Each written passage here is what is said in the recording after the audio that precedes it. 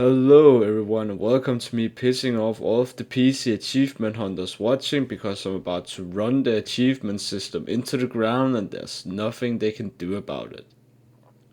Other than complain and unsubscribe. Please don't. I need you.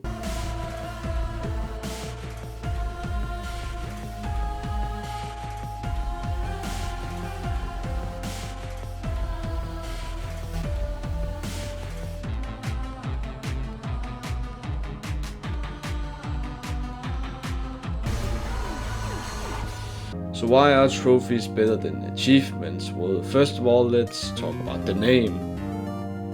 Now, the name alone of a thing can actually have a very important role when it comes to the popularity of that thing. Try to think of some of the most used words or answers used in a conversation, like the words yes, no, I, you, them, have, and so on. Now I know that most of these words are used at the start of a conversation, but listen to this. Also start a conversation like this. Greetings, eternal boon companion from a land beyond. This is of course very exaggerated, but I think you get my point.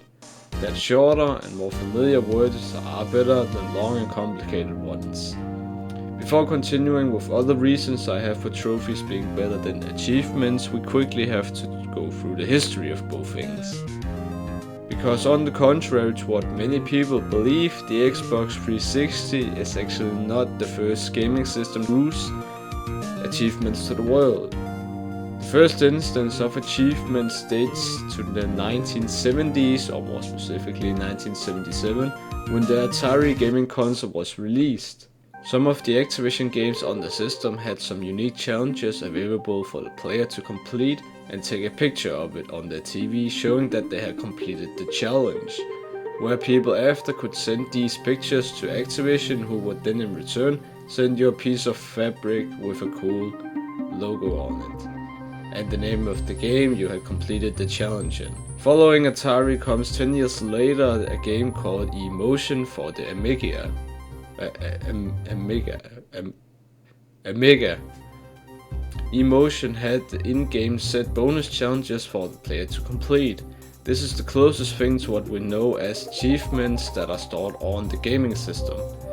These achievements on the Amiga could still not be shared online though, nor showed anywhere other than on the Amiga system.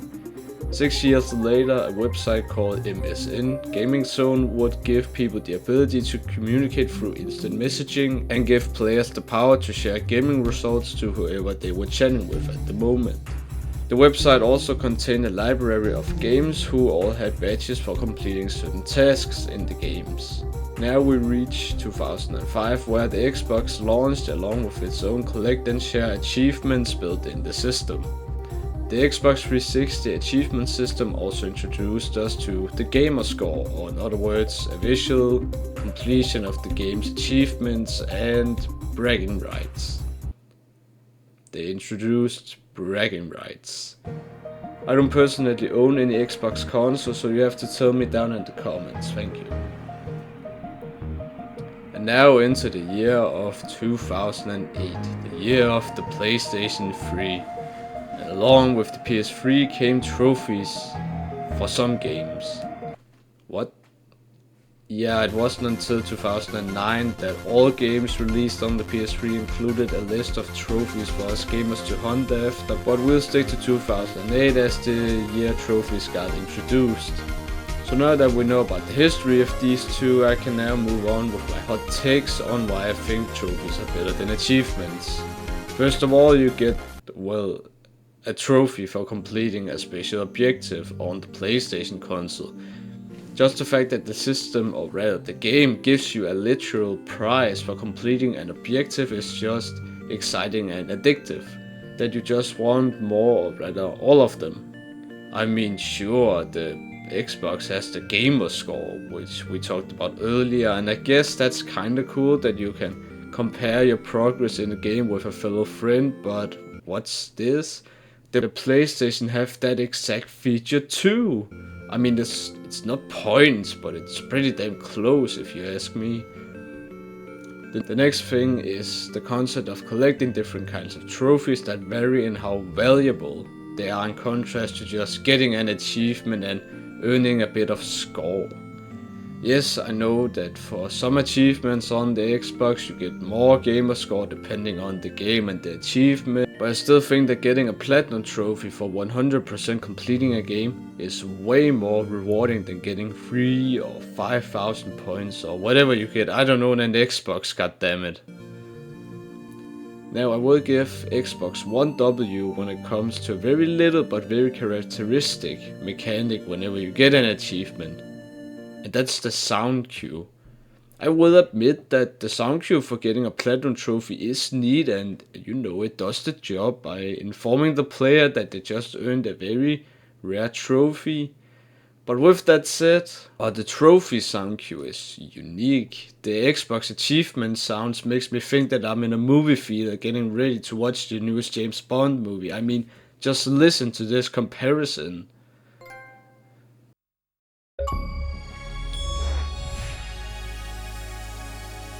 The next platform I want to talk about when it comes to achievements is Steam, and how bad the achievement system is compared to both PlayStation and the Xbox. Because tell me why you don't get anything when you complete an achievement other than a slightly increased progression bar that other people can see. Why you can't see the hint for hidden achievements in the achievement collecting game that you're trying to complete.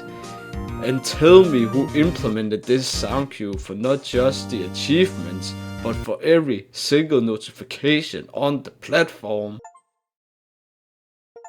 It doesn't matter if you get an achievement by pressing the W key or if you beat Pantheon of freaking Hollowness, you get the exact same annoying sound cue. That was a lot, but come on Steam, you're the biggest PC gaming platform and you can't even make a good notification, much less a good achievement sound cue. So is there anything that I would want to be added when it comes to collecting trophies on the PlayStation? Before I answer that, I want to hear all about your guys' favorite system or platform when it comes to collecting either achievements or trophies, so please leave a comment down below. Thank you. To get back to my question about any applications I want for the trophy system, I have to talk about one last thing before I end the video. DLCs ruining 100% completion. And I do think that DLCs should have their own selection of trophies to hunt for, but tell me why a DLC with its own separate trophy list needs to disrupt my already 100% completed game stat.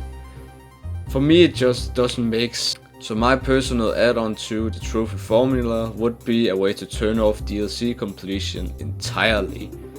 And I know that this is probably a very individual take, but just make a button that I can turn on or off in the settings menu in order to remove DLC completion. Because when I have completed a game 100%, I don't want to see an 80 or 90% completed game because some extra trophies got added because of a DLC. And on that note, I want to end off this video by giving my thanks to the Atari all the way up to the PS3 for giving us the ability to hunt for achievements or trophies in our favorite video games. Until I see you again, bye bye.